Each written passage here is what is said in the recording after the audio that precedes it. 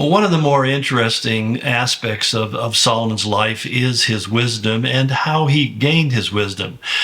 We often think that wisdom is the consequence of a high intellect. If your IQ is high enough, then you become a wise person. But there are many people who are very smart and at the same time very foolish, because wisdom is something that's beyond just intellect.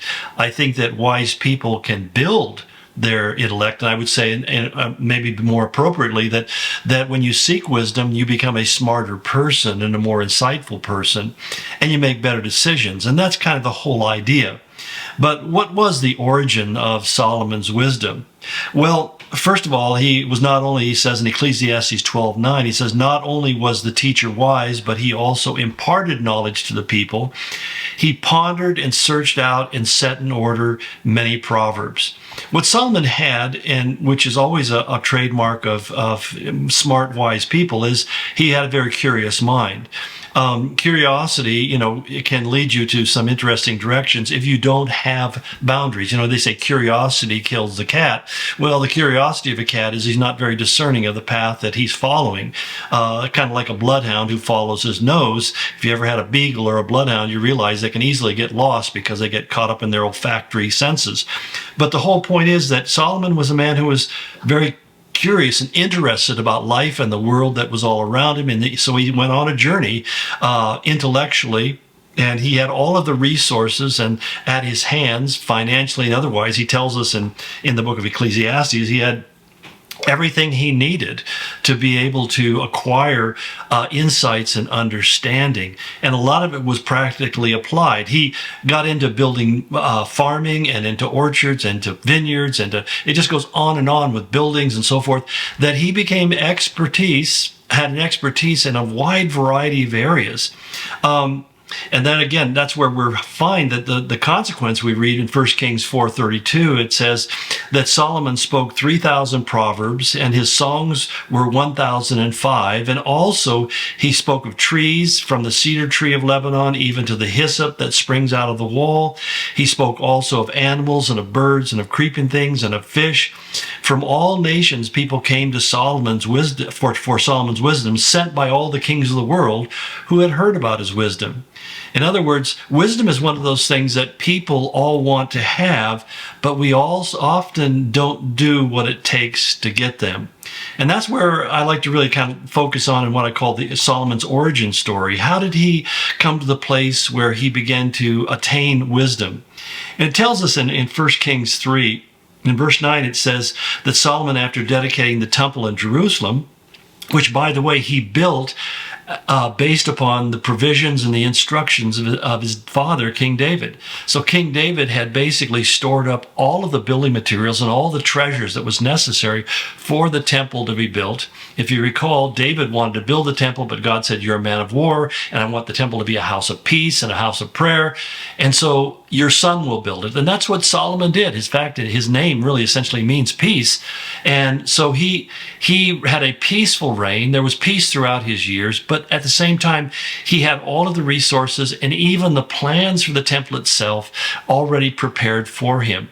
What Solomon added to the construction project was all the decorations. We might say the accoutrements. He was the one who put the bronze pillars in the fronts and all these gold hanging things that were all over the place, and the gems and the jewels and the doors and the gates and so forth and so on. So that we're pretty sure that this was the most beautiful, majestic building that existed on the planet at that time. There was nothing that exceeded it. That even though the pyramids and other things might have been larger, none of them had the grandeur and the beauty and the decoration that Solomon's temple had. I mean, literally, this was, in today's dollars, it would have been a $1 trillion plus project that he invested in. But after he had completed the building of the temple and he dedicated it to the Lord, he prays this prayer, and he says, give to your servant an understanding heart to judge your people, that I may discern between good and evil. For who is able to judge this great people of yours? And it says, the speech pleased the Lord, that Solomon asked for these things. And then God said, because you have asked this thing and have not asked for long life for yourself, nor have asked riches for yourself, nor have asked the life of your enemies, but have asked for yourself understanding to discern justice, Behold, I have done according to your words. See, I have given you a wise and understanding heart, so that there has not been anyone like you before you, nor shall any like you arise after you. And he's speaking primarily within the kings of Israel and Judah. He says, I have also given you what you have not asked for, both riches and honor, so that there shall not be anyone like you among the kings all your days. So if you walk in my ways and keep my statutes and my commandments as your father David walked, then I will lengthen your days. So it's interesting what's really held in here, this idea that you asked, and therefore I have given. And I think that's the first place where those of us who desire wisdom need to begin. We need to begin saying, God, I pray that you give me a wise and understanding heart. Because ultimately, wisdom comes from God. It doesn't come from my own intellect or my own thought processes. None of us, you can become wiser by making the mistakes that all of us make, and you learn from your mistakes, and that leads to a wisdom that oftentimes older people have better advice for young people than young people could conclude on their own because they just don't have the life experience. But Solomon is a relatively young man at the time, and he's saying, God, I need something more than just the things I've learned, and my experience is not that broad. So I ask that you would give me wisdom and you'd give me understanding. And of course, we have the famous example of the two prostitutes. One had a dead baby and one had a live baby, and the one switched them during the night and claimed that the live one was her and the dead one belonged to the other woman. And they come to Solomon arguing and asking him to settle. And the woman whose baby had been stolen is demanding that the baby get given back. And the woman who killed her own baby by carelessly sleeping on it and smothering it, which kind of speaks of a highly narcissistic personality. Basically, Solomon's left with the task of deciding who is the real mom. And of course, his wisdom was, he says, I tell you what, take a sword, cut the baby in half, and give each woman half the baby that's alive. Well, the true mother cried out and said, no, let her keep the baby. And Solomon said, therefore, you must be the real mother, because the other woman said, yeah, that sounds like a fair deal. So, that lack of human compassion and connection with the child became an evident proof to Solomon of who was really the mother. Well, that being aside, it said that everybody marveled at the wisdom. And I think that people not only felt like they were safe going to Solomon to get his counsel and wisdom, but they also realized that he could see through the frauds and the corruption and the hucksters and the phonies, and they might do better not to try to test his insights because his wisdom was apparent. But again, where does that kind of insight come? Solomon had no prior experience with dead babies.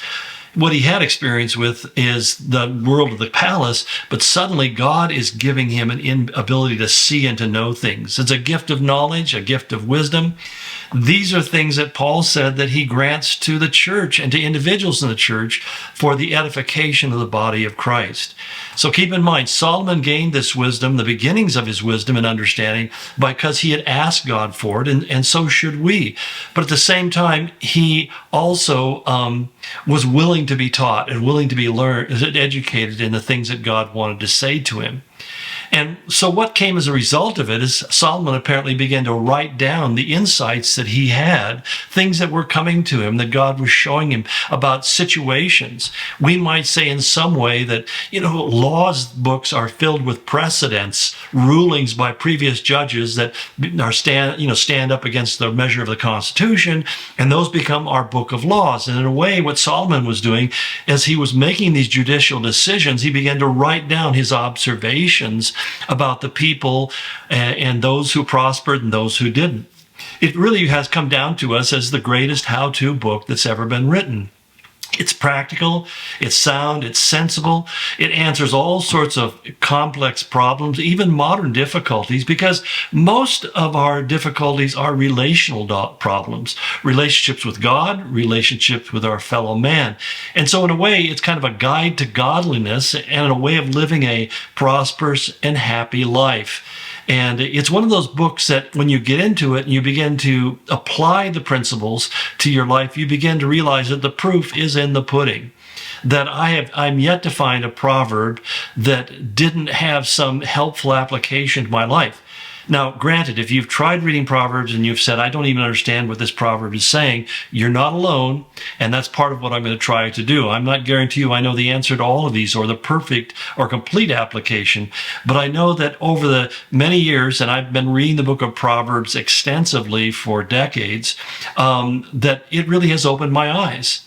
In fact, what has been my discipline, and I encourage it to you, is that you read one chapter a day. Some people like to start the first month with chapter 1, and then they can follow the calendar all the way through 31.